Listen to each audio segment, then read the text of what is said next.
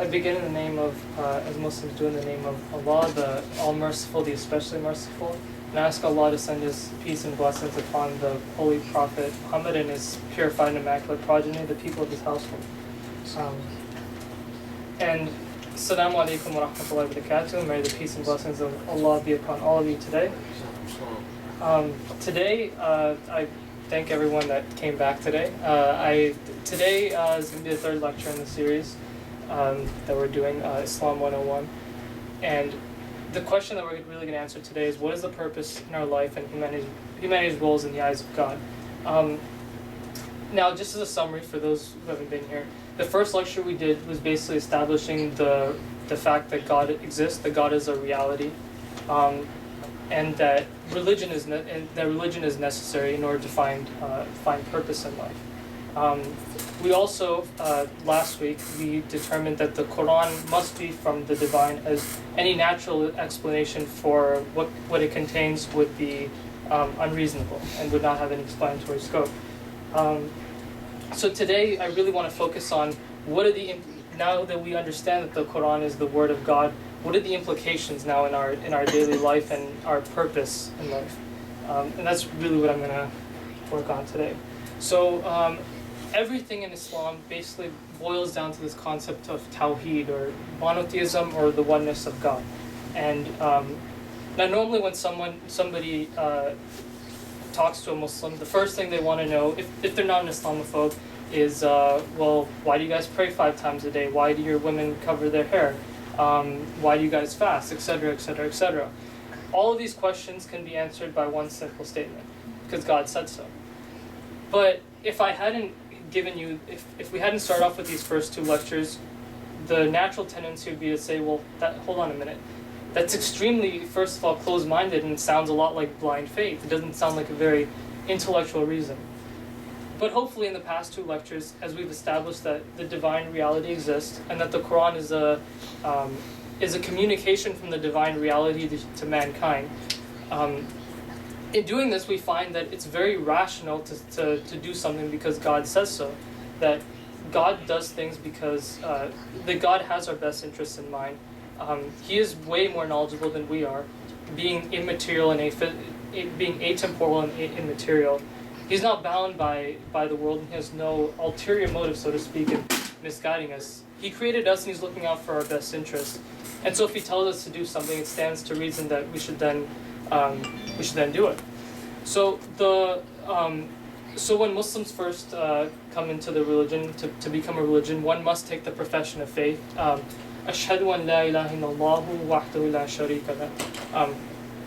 Which basically means I bear witness that there is no deity except Allah, the one God, who is one without partner. And hopefully everyone knows the difference between God with a small lowercase g and God with a capital G.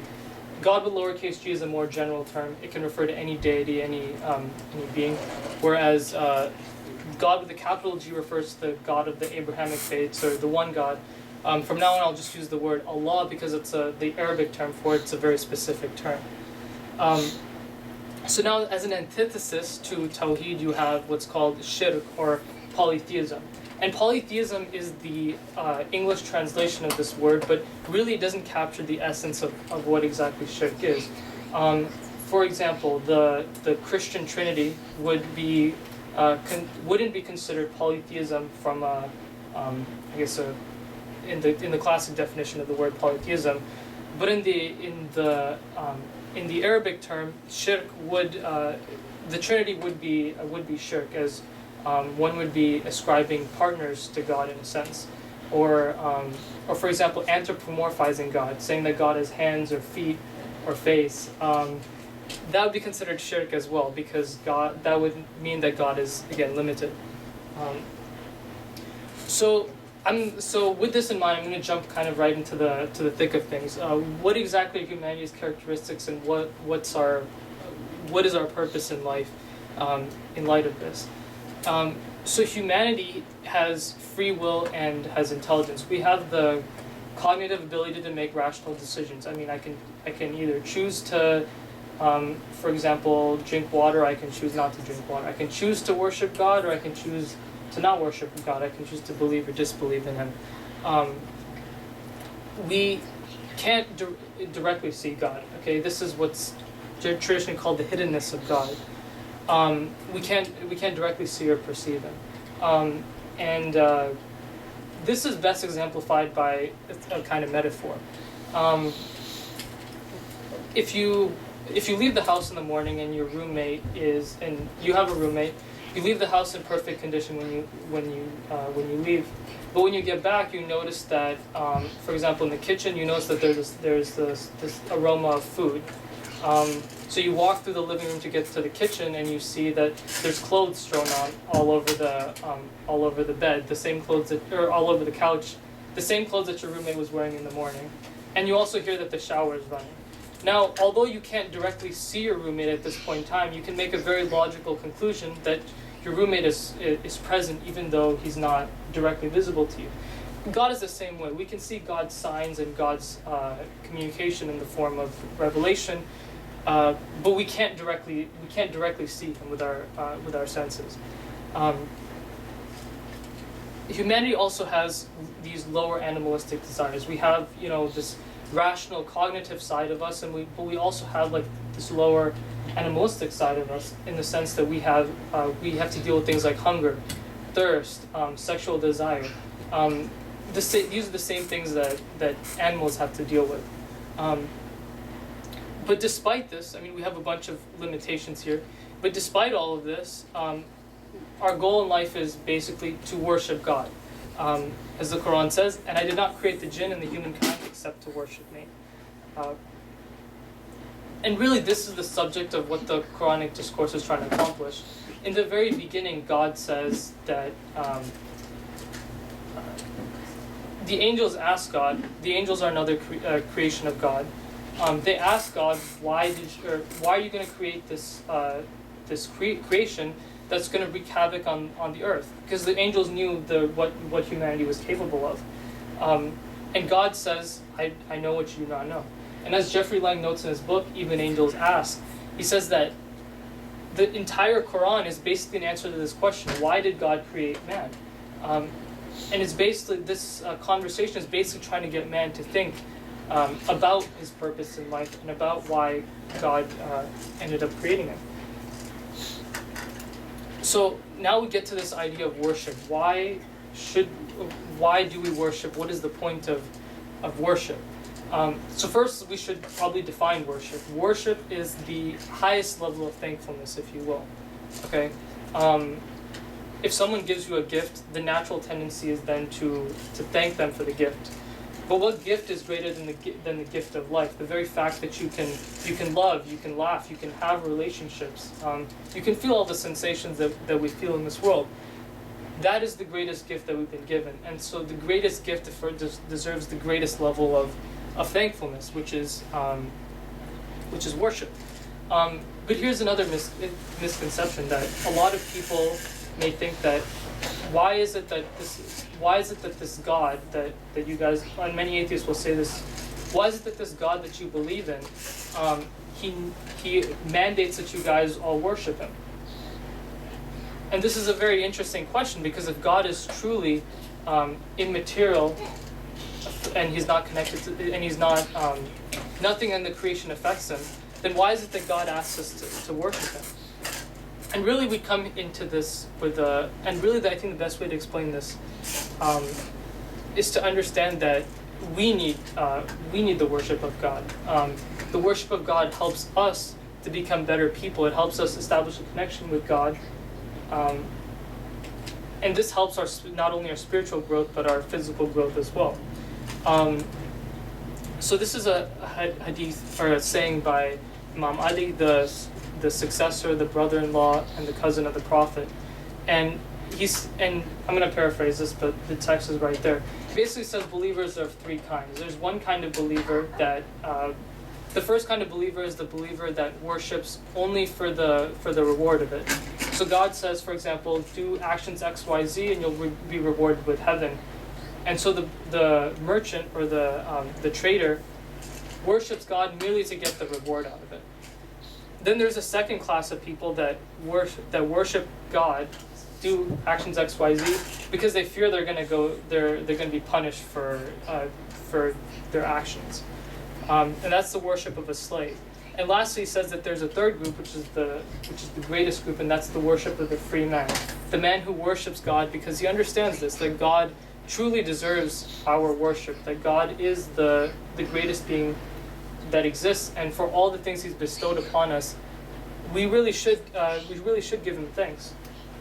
And now this gets into a very interesting question that a lot of atheists or humanists will try to bring up, and it's this idea that well, I can do good actions, for example, give charity, without God. So if you need God to give charity, then you're a lesser person than I am, in a sense. I may not word it that way, but generally that's the way this kind of argument goes. And the fact is that there are certain Muslims that will worship God merely because they want to go to heaven, and there's certain people that will worship God merely because they don't want to go to hell. But the greatest of believers, from an Islamic point of view, are the people that worship God independent of this. They worship God because God indeed deserves to be worshipped. They worship God because they want to establish that connection with the divine.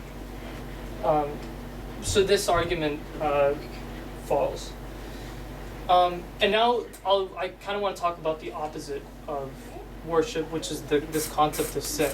And a sin is basically anything, from an Islamic perspective, is anything that pushes us away from God. Our ultimate goal in life is to establish a strong connection with God and to seek closeness with God. Sin is what prevents that. By doing things that God has prohibited, we put marks on our souls. And the more of these marks that we have, we create distance between ourselves and God.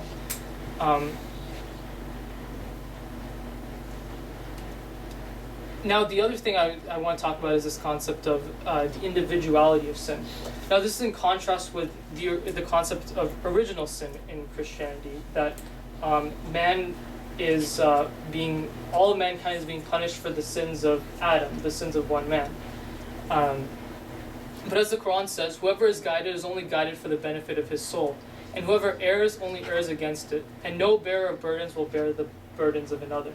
Basically, you can't be punished for something that someone else does. You can't be,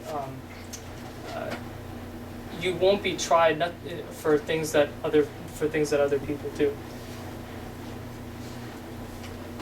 And so, with this concept of sin, I kind of want to lead into settling out this idea of free will and predestination, because this has been a topic that is hotly debated not only in atheistic secular communities, but of course in all religious theological schools as well. So basically this question is, are we responsible for our own destiny, or is God responsible for creating all of it? And Imam Jafar as-Sadiq, who is the sixth successor of the Prophet, theologian, he says that a man once came to him and asked him, well, explain free will and predestination, which is the truth. So Imam Jafar as-Sadiq basically tells the man, okay, lift up one of your legs. The man lifts up one of his legs. And he's like, lift up the other leg. And he says, well, I can't do that. He says the first action is the action of free will. You could choose which leg to lift up. But the second action is the action of predestination, that you couldn't lift up both feet. This really highlights life in a great sense, that in life there are certain actions that we are incapable of controlling, that are beyond our control. And there are certain actions that are present in front of us that are the result of our free will. So, for example, right now, because of my predestination, I don't have the free will to, for example, drink alcohol. There's no alcohol present in this environment for me to take that choice. Now, if we want to take it on a far more practical level, as a Muslim, if one truly understands this, a man who is a very hard worker, works hard at his job, does what he's supposed to do, does all his responsibilities.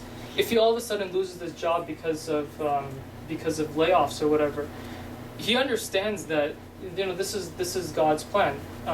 He did what he was supposed to do, and at the end, God had another plan for him to lose that job for whatever reason. And this now leads into the problem of evil. Why is there evil or Why is there the absence of good in this world? And basically this is a question that plagues a lot of agnostics and atheists, and also it plagues theists, because a lot of theists say, well, how can a good God exist if there's evil in the world?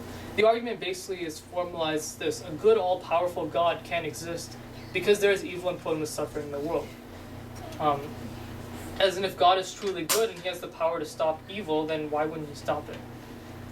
Now, there's a couple of problems in this argumentation. A lot of the times this is used by atheists to disprove the fact that God exists. But the first thing we have to realize is, in order for objective evil to exist, God must exist. And this goes back to the first lecture where I talked about objective morality. For you to even consider an action inherently evil, you need to have an objective basis for that. The only objective basis for morality, as we've proven, is God himself. So this argument becomes circular and self-defeating, really. And this also presumes that God is only good and all-powerful. It neglects the fact that God is also wise and he's intelligent, and that he is also the best of planners. And there may be a reason for this evil to exist. And really it presumes that evil in this life serves no purpose. And it presumes that basically we're here to live a vacation, a completely content life with no difficulties, no trials. And also it really neglects this idea of second order good. Going back to this idea that evil has no purpose, second order good can be achieved through evil. Now, what exactly is second order good? As it appears, traits that cannot be shown without the presence of evil. And these are things like courage, justice, generosity. Because, for example, when does someone show courage? Someone shows courage in the face of adversity. Like, for example, in a war.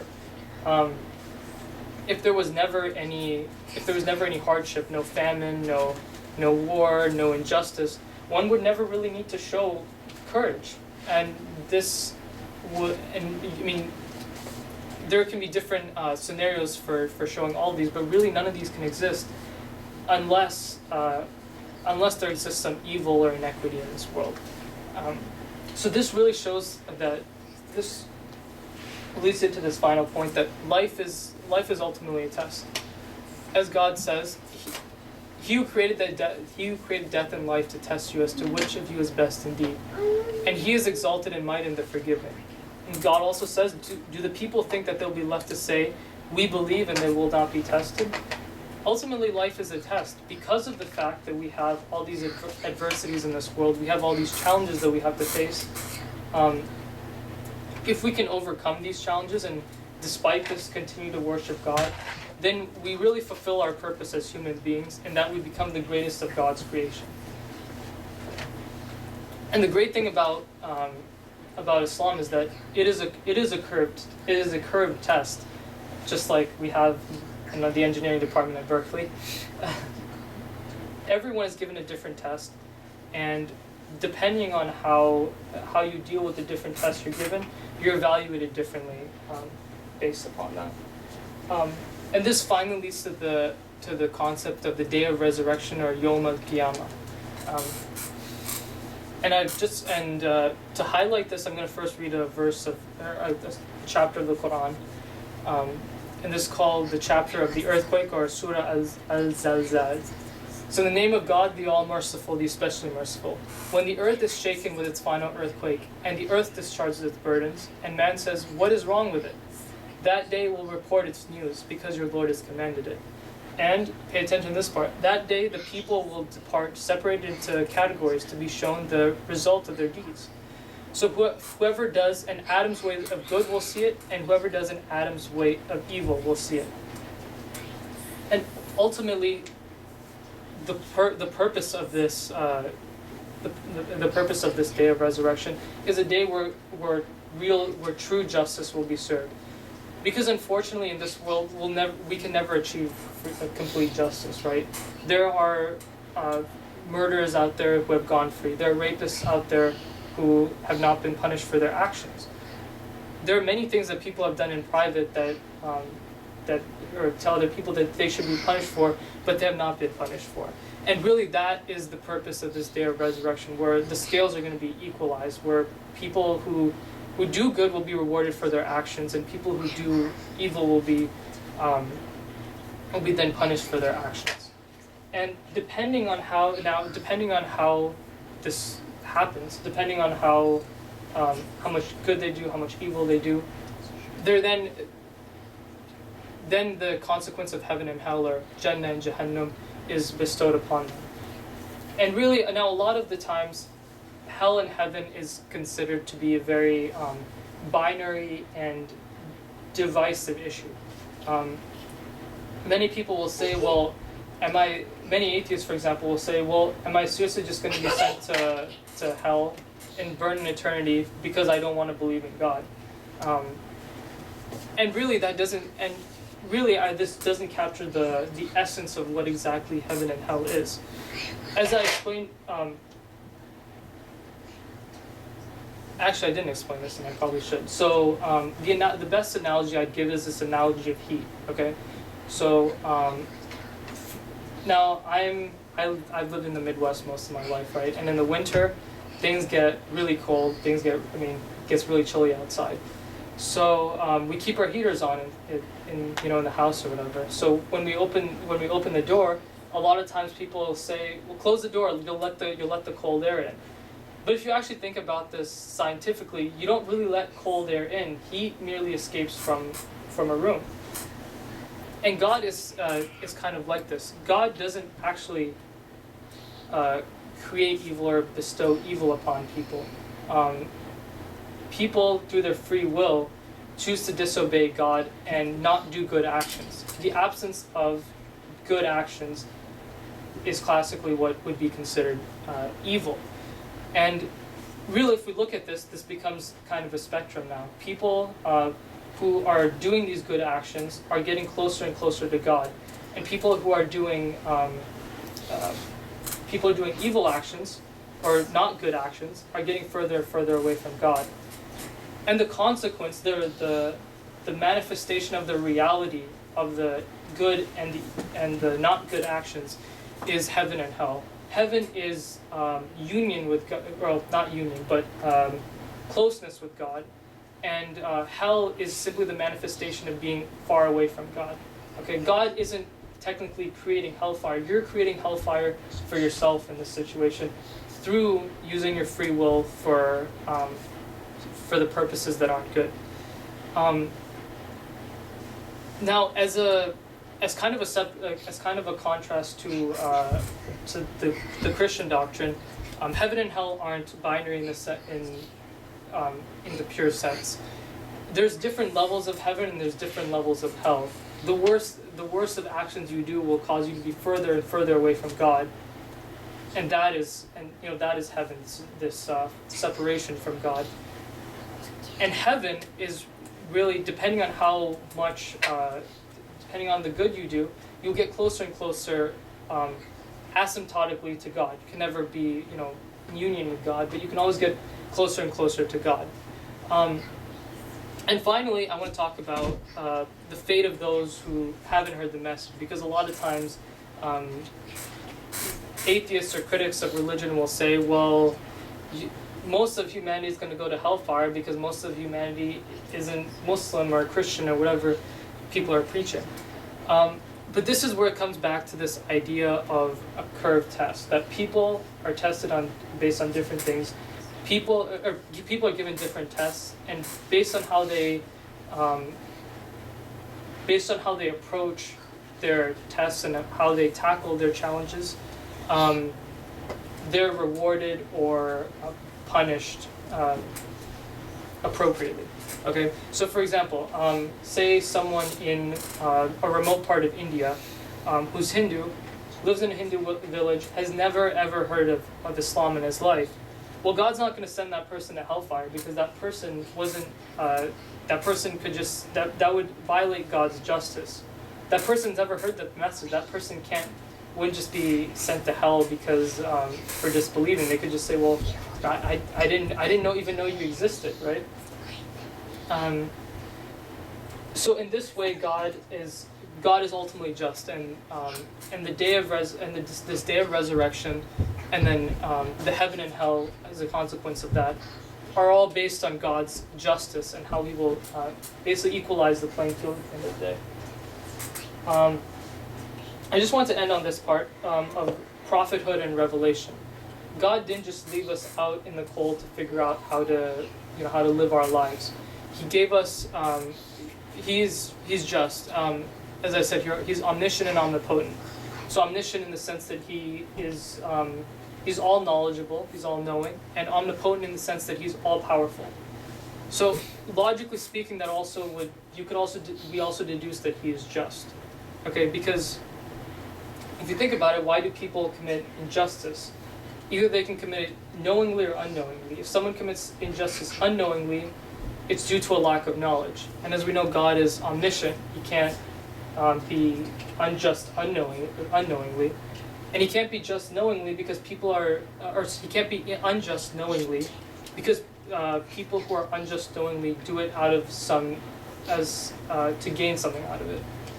For example, a merchant who scams someone, he does it for material gain. He wants a monetary gain out of it.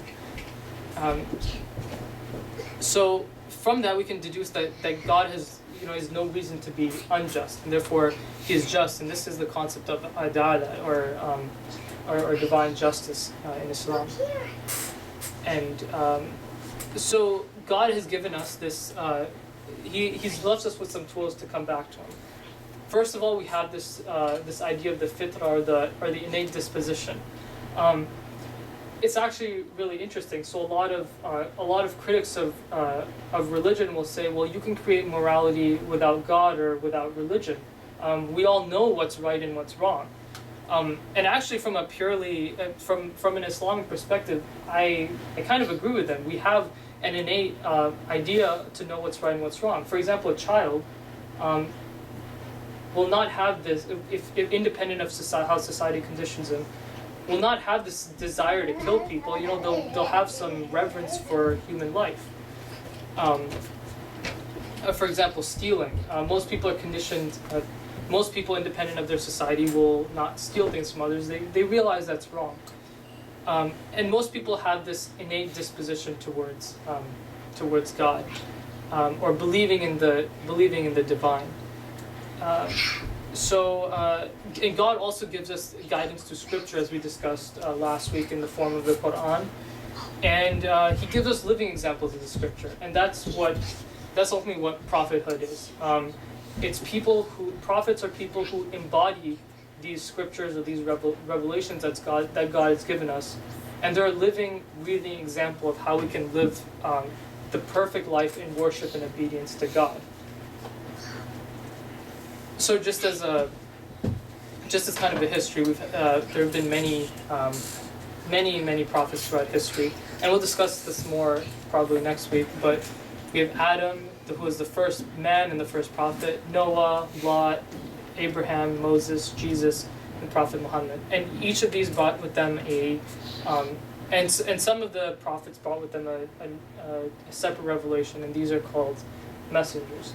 And now, I'm going to discuss this more in detail next week. Next week is going to be more of a discussion on prophethood and why, and what have prophets done in history, and who is the final prophet, and who was the final prophet, Prophet Muhammad, and what was his message, and how is it still relevant to us today? So I'm going to conclude on that. And if anyone have any questions or want to ask? I know it's iftar time, so you probably want to start eating soon.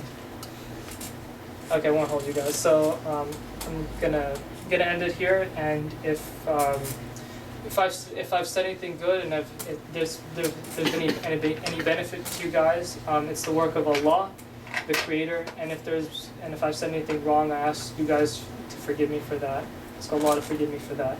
Assalamu alaikum wa rahmatullahi wa barakatuh. May the peace and blessing of God be upon all of you.